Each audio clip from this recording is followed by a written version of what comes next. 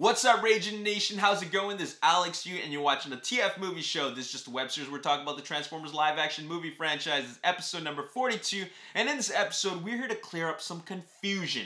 And this confusion is not about whether or not Bumblebee is a prequel or a reboot. It's a reboot. We've already officially established that, and from this point on, we're getting a whole new rebooted Transformers franchise that is completely separate from Michael Bay's 10-year, 5-film Transformers saga. Now, you're probably thinking, well, what about Bumblebee being a prequel? Well, yes, it's a prequel, but nobody did say that you can't have a film be a prequel and a reboot at the same time. Rise of the Planet of the Apes was able to pull that off. So, yeah, it works as a prequel, but the film actually is a reboot. It kicks off a brand new rebooted franchise, and they officially declared that when they determined that Bumblebee was a financial success. But that's not what the confusion's about. The confusion that I am here to clear up is, what are we expecting from this franchise? What kind of films are we gonna get? Well, I put out this poll recently on Twitter, and this really answers the question, because I've given you two options, and these are really the only two options that we're getting.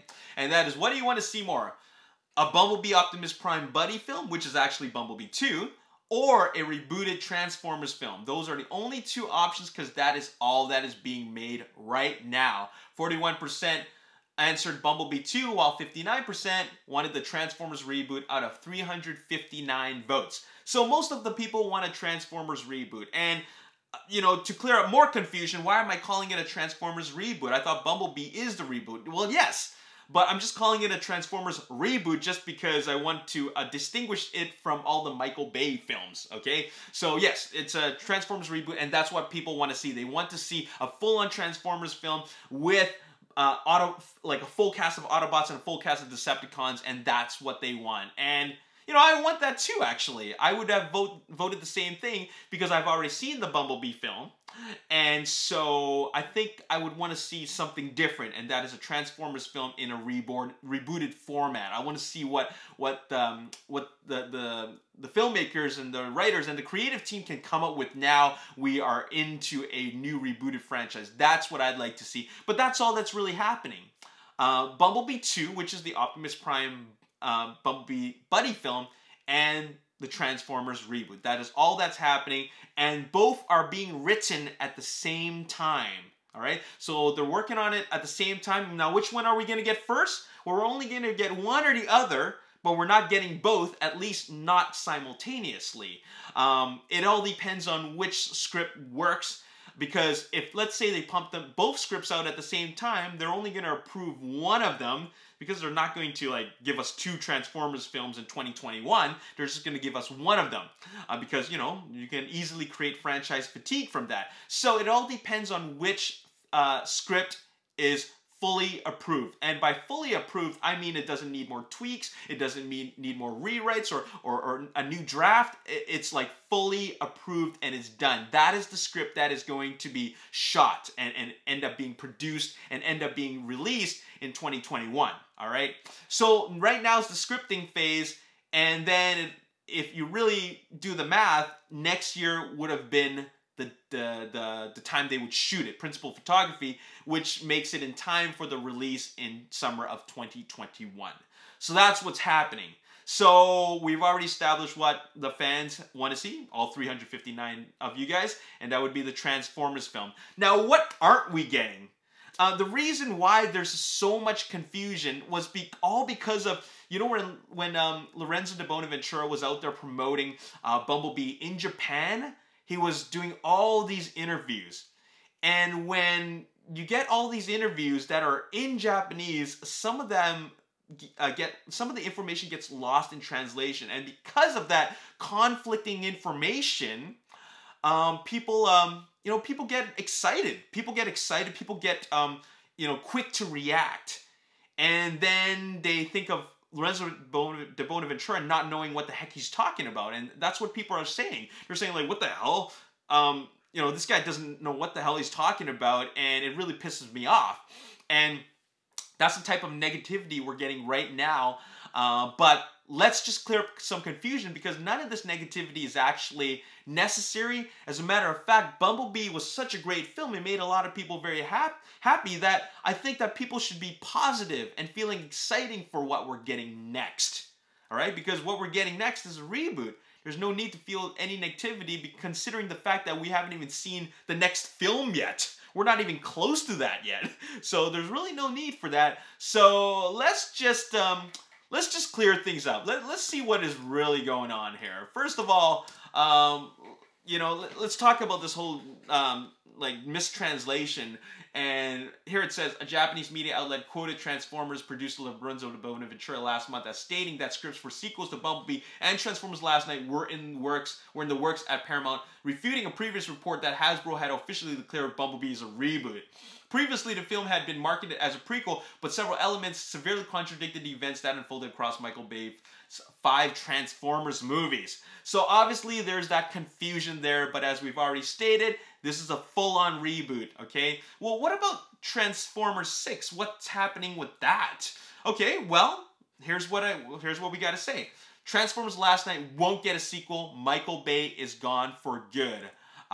Here he says, for the next Transformers, are you looking for a new director or hoping you can still make Michael Bay an offer? I think Bay has made it very clear that he loved what he did and he's not doing any more. So I think the answer is we're writing a script. At that point, once we get the script, we have strong belief in, then we'll begin to debate that. Michael's made it really clear that he didn't want to do it. I don't blame him. He spent a hell of a decade of his life shooting them.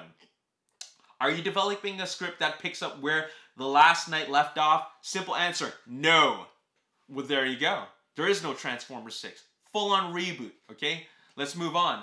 Transformers 6 will not be a direct sequel to Last Night, okay? They don't even need to call it Transformers 6. They're going to call it something else. I don't know what it is, but it'll definitely have the word Transformers in it, but definitely not Transformers 6. Now let's talk about Travis Knight. Travis Knight made Bumblebee as a standalone film. He's never produced a sequel in his entire life, in his entire career, rather. So what's next for Travis Knight in terms of making another Transformers film? Is that really going to happen? So it says here in an interview with MoviePhone, what about the myth? Oh, now, first of all, let's just talk about continuity. Okay, this is an inquiry about continuity. What about the mythology the Transformers films had already established? This is the first time Bumblebee has been on Earth. Just one movie earlier, we saw him killing Nazis in World War II. What was your thinking behind wiping the slate clean? Now, he has a 2-paragraph answer, which I'm going to read, and then I'm going to respond to that. Continuity is very important to me, as is being consistent. And so I did take a good hard look at the films that had been done in the past. And as we were thinking about this movie, I still wanted to move to be a self-contained. I didn't presuppose any familiarity with the films or the franchise. I wanted someone who wouldn't know anything about the Transformers to be able to sit in the theater to watch this movie and have a good time and enjoy the movie, not knowing anything about Transformers. But that said, it was important to me that if we were living within this universe and this mythology, that it be consistent. At some point, we realized that we were essentially boxing ourselves into a corner, that we were making choices that weren't really in the best interest of the film if we were trying to kind of sit within the overall mythology of the franchise. Once I talked through some of these things with the producers and with the folks at Paramount, at some point we made the decision that this was the story that we're telling, and we have to talk the best where we can. And if that means that we essentially are restarting the franchise, and that means we're rebooting these characters, and that they were taking aspects of the franchise and putting a different prism on it, then that's what we had to do. And ultimately, it was liberating choice, because when we weren't cornered into these decisions based on what had come before, we could tell our own story, and that was the aspect of that. All right, in not so many words, all he was trying to say was that I appreciate continuity. Continuity is very important to me. But when I took all these elements from the previous 5 films and I put this with the script, with the idea that I already have in mind with this Bumblebee origin story, we kind of make ourselves stuck. So we decided that let's just take elements from maybe just the first film and let's just work with that. Because by doing that, we can have more freedom into creating a much better film. And they ended up creating a much better film. So his lack of continuity for the sequels really successfully paid off, and I'm glad they made that decision. Because, like he said, he painted himself into a corner by having way too much continuity with the rest of the franchise, and there's no need for that. We're here to create something that was loosely a prequel and really establishes a reboot. So if you're wondering about what's up with all these continuity errors where Bumblebee doesn't exactly respect the history of Transformers Last Night, that was intentional. They didn't intend for the film to go in that direction. They wanted to create something fresh and new, something that you would be familiar with if you watched the first film, but as for everything beyond that, that's pretty much forgotten because they wanted to establish something new, and it worked. I liked the final result, and I think everybody else liked the final result, so we don't really need to talk about that much further.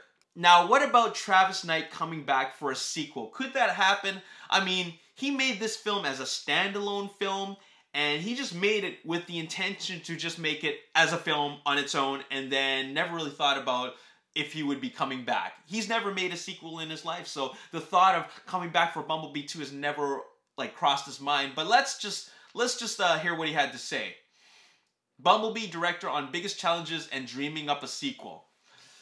If the stars align, are you open to returning to Bumblebee's universe to continue what you started, or does a sequel not present a new enough challenge like you just mentioned? I viewed the film as a self-contained thing. Every film that I've ever done, I viewed it as, this is a statement about this. These are these characters. This is our point of view and on this story. Once it's done, it's done. So I tend to not think about sequels or where the story goes beyond that in terms of actually producing something. However, every single thing I've done, these characters, they reside in your mind and imagination. You live and breathe them for so long. You always imagine their lives and their stories outside of the confines of the pictures. What happened in their life before? What happens in their life after? You actually create these stories even though they never make it into the movie. So in my mind, I have all kinds of ideas where Charlie goes from there, where Bumblebee goes from here, where Optimus Prime goes from here. In my mind, I've already made those movies on some level. Like you say, if the stars align, would I tell another story in this universe? I mean, I love these characters. So it'd be a thrill to be able to tell a different kind of story in this universe. Time will tell. So, in not so many words, what he's trying to say is that I'm sure I have an idea for a sequel, but we'll see what the studios decide to do. Should they decide to bring me back? I mean, if the studios decide to bring him back and pay him more for it, he's not gonna say no. Unless he has a much more challenging project that he'd like to do at Laika Studios. So I think that's already established that if they ask him and there's more money involved, he's gonna come back, provided that he's not already preoccupied, because that happens a lot where actors or directors are already preoccupied with another project. Then in that case, he would not be able to come back. But if he were free and they say, hey, we want you for another Transformers film, I'm there. It's really so simple. The Bumblebee director says Charlie could come back in a sequel. Does he really say that? Let's find out. I'm sure a creative mind could come up with a way to bring them back together, but it was always incredibly important to me that this film, even though it sits with the larger context of mythology and comics and cartoons and films, that this film be self-contained, that it lives on its own. That it had a beginning, it had a middle and an end, and it had a proper resolution. And so as I was charting the relationship between these two characters, there was no other way for it to end. It had to end with them parting. It's about one of these relationships, one of those life-changing relationships where someone comes into your orbit and fundamentally changes your trajectory moving forward. And it was. He has his mission to do, and he has to go do it. And she has her life, and she has to live, and she has to go live it. And they change each other's lives, but then they had to part, and that was the story that I was telling. So even though I love seeing them together, and I was sad that they had to part as well, it was critical for what this movie was. Okay, for the sake of Bumblebee, they had to part their ways. That's what Travis Knight is trying to say. That's what he's trying to say. Now, it's really up to the studios if they decide that they want to bring Charlie and Bumblebee back together for the next film or films.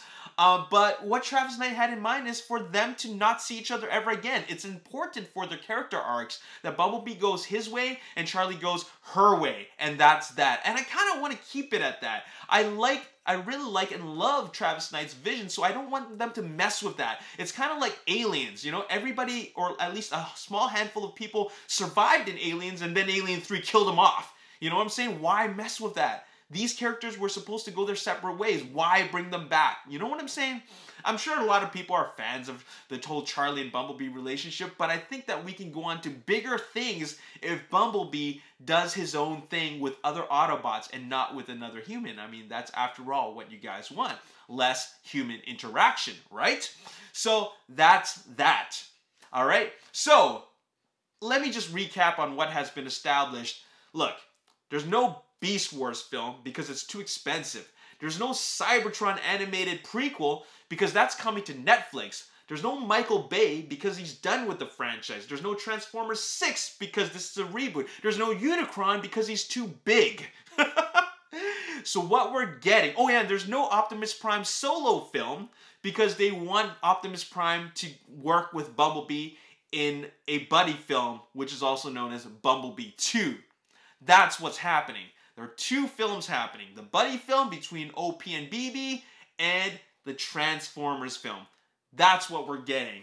And I hope people get that in their mind because that's what's coming, at least one of them, in 2021.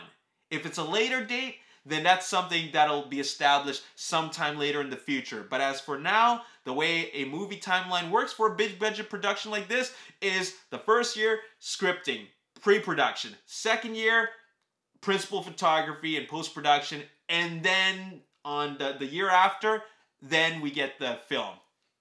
There you have it. So anyways, that's all I gotta say. Now, with that in mind, which one are you really looking forward to? The Bumblebee Optimus Prime Bumblebee film or the Transformers reboot? Let me know in the comment section below. And now, from this point on, can we please stop with the negativity? There's really no need for it. If there is negativity that you want to put it out after you've seen the next film. Then you can let people know whether or not you loved it or you hated it. That's when negativity should come out. But not before the movie's out, because we just had a game-changing, awesome film, which was Bumblebee. We should be happy right now and excited for the next film. There's really no need to be hateful and negative at this current moment when there's no solid information out right now. All right, so save that energy. Save that energy for something else. Harness it. Anyways, as always, if you enjoyed this video and you want to see more, make sure you hit the like button, subscribe to the YouTube channel, like me on Facebook, The Ragin Nation. Also follow me on Twitter, Ragin Nation. My name is Alex, and thanks for watching. See you next time. Peace.